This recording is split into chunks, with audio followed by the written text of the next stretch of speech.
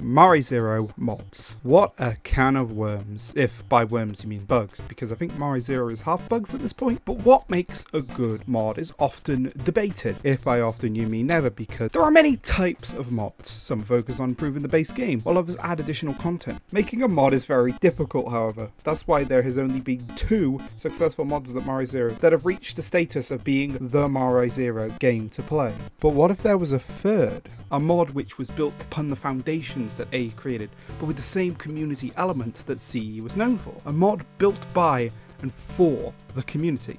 Well, it did exist, and it crashed and burned, and it was me at the helm of the ship. So what went wrong?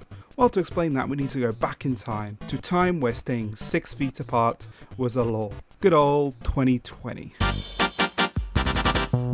So it's 2020 and everyone is stuck at home. The Mario community was met with a massive boom of new users. This was due to both the pandemic and big ticket content creators like Blue Television Games making videos, and the community was growing for the first time since probably 2012. But all was not well, as the man behind Allison's Entities, Allison99 himself, was very burned out. After putting so much effort into Mari0 for almost 10 years, he'd simply had enough. So after version 13 released, he made it very clear that updates were going to significantly drop. This saddened a lot of the Mari0 community, but we understood that his health mattered more than the game. Around the same time, I decided to dip my toes into modding, adding custom HUDs to Mari0. I worked on this individually, but shortly after, a new topic emerged, an idea about a mod built on top of Allison's Entities, called Allison's Entities Community Edition. But aside from some small discussion and a lot of ideas being shared around, there was no solid plan and no one had taken up on the project, until me and a few others decided to do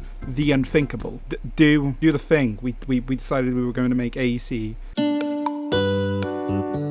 On the 25th of June 2020, we started on AE Community Edition, and immediately we noticed that our visions weren't quite aligned. But hey, it's the early days, so we started working on the most useful feature.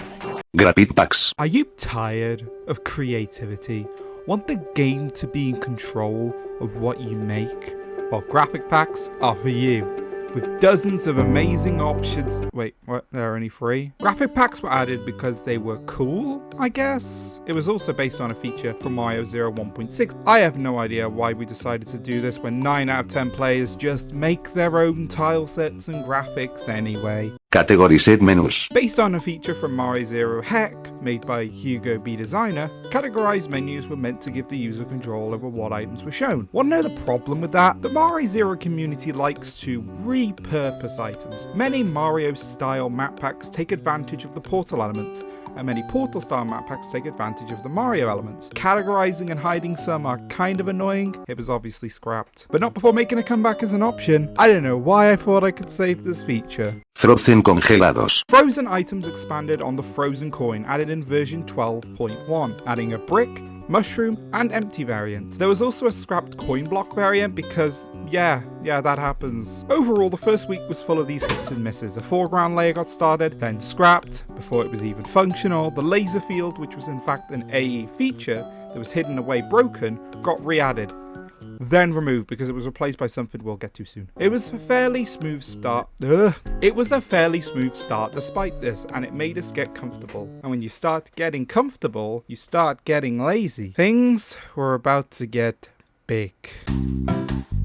Thank you all for sticking around so far. We have a lot more content to go through, from swinging claws to big icicles, but I just wanted to quickly mention that I have a Discord server. Skip ahead like a minute if you want to skip my dumb ad. We do a lot on my server, like host activity nights every 2 weeks, and on occasion make videos about it. We have a very cool video coming up soon where we play Jackbox together. You get exclusive access to my video schedule, knowing videos a month in advance. I post bonus clips of upcoming videos and talk about the editing process. By now I don't need to mention that my server is run by a bot that I made with cool commands like /fight, or we have a question of the day feature with questions written by the community. So if any of the above is interesting, then click the link below and come hang out with the community. Anyway, back to the new big features.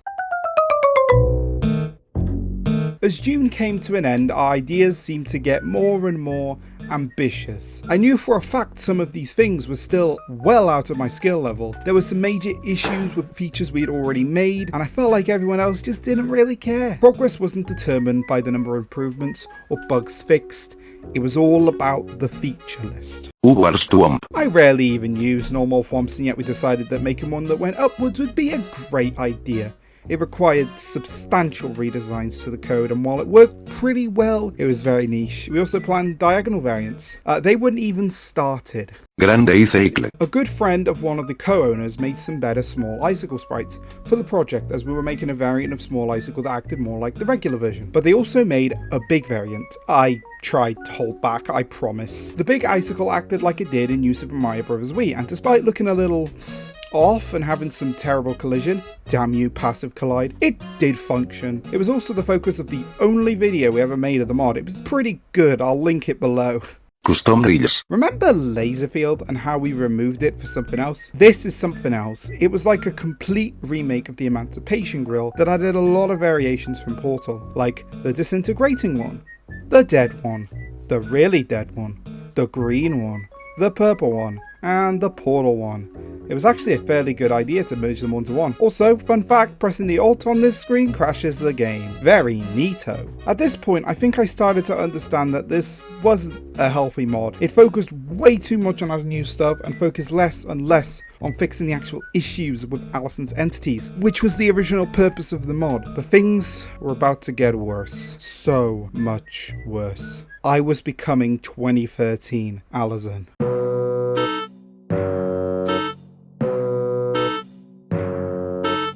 The mod's broken anyway, who needs features to work? So you know what, let's just add some big, epic, 100% not buggy features to the mod. Are you sure about that? I seriously stopped caring by this point. Swinging Claw. The swinging claw is from Super Mario Maker 2, and it's fairly complex. It took a few tries to make, and even the latest version kind of sucks. The swinging is very unnatural, and the collision is very off. It had some cool features, like a nitpick that allowed claws to grab literally anything, including doors, and they work while grabbed. Gravity Block. The gravity block is exactly what you think it is, a block that are affected by gravity. It has a number of options, like the ability to be static until triggered, and be given an initial velocity. It wasn't horribly made, but had some funny implications, but in general was kind of niche.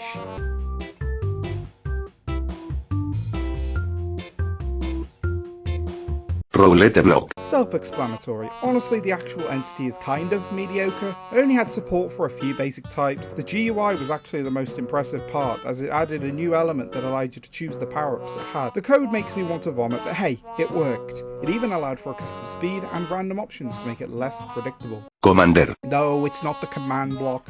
But it does act like one, so technically it is, but it does Mario things. Just shut up. Like, it makes you grow and shrink and set shaders, game modes, cheats, and even modify entities' behaviours, but in general it kind of sucked at its purpose. Most things could be done with animations, and what couldn't were either very unuseful or very broken. Enemy Properties. One developer on our team named Kant did a lot for enemies, as well as myself. Here are just a few properties we added over several other versions. Place tiles allowed an enemy to place tiles wherever they are. Pickup coins allowed enemies to pick up coins, collectibles, and other things. Actually kinda useful and got added to AE version 13.1. Yes, AECE was the first to add ifs to custom timers. Apart from C, it even has some additional functionality like exists and not exists. We had run timers, which was like functions for custom timers. This allowed an enemy to copy the colors of the player. I didn't work on this at all, so a lot of this went over my head, but it's based on the script that colorable players use. This isn't nearly all the features we added, like we also redid the tabs on the settings menu. We briefly worked on menu levels and menu music.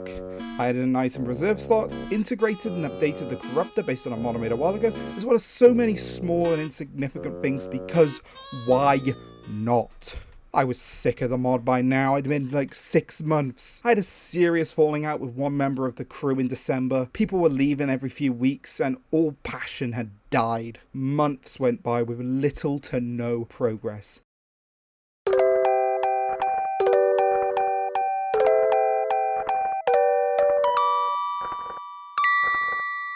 I hated AECE by the end. It wasn't what I envisioned it when I started in 2020, but it was still special to me.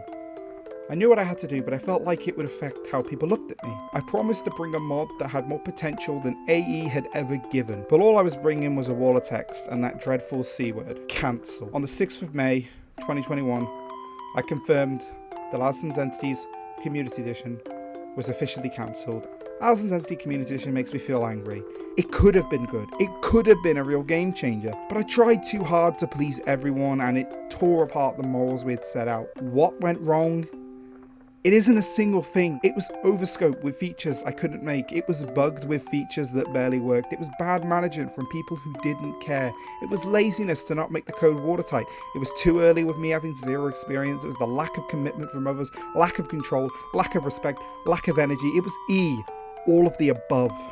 But most of all, it was negligence on my part, and only me. I helped bring this mod into the world. I wanted it to reach its full potential, bring customization and cleanliness to the game and UI.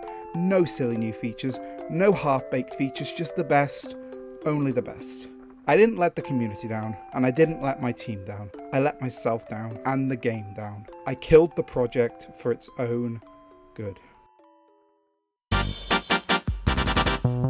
And now it's the second half of 2023. That feels weird to say. And AECE is 3 years old, and it's been over 2 years since I cancelled it. And despite the ups and downs, peaks and pitfalls, I think it's finally reached its full potential. Not for the game itself, but for the ways it taught me a lesson. To take things slowly and always make things to the best of my ability. To not be blinded by useless, flashy features, but to focus on the little things.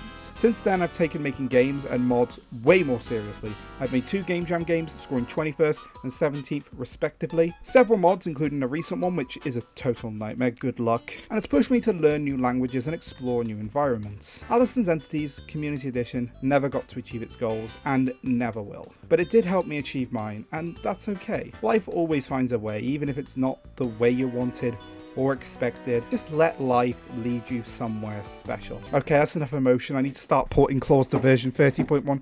Thanks for watching, guys. Make sure to like the video if you enjoyed. Subscribe if you haven't. Leave a comment. Bye!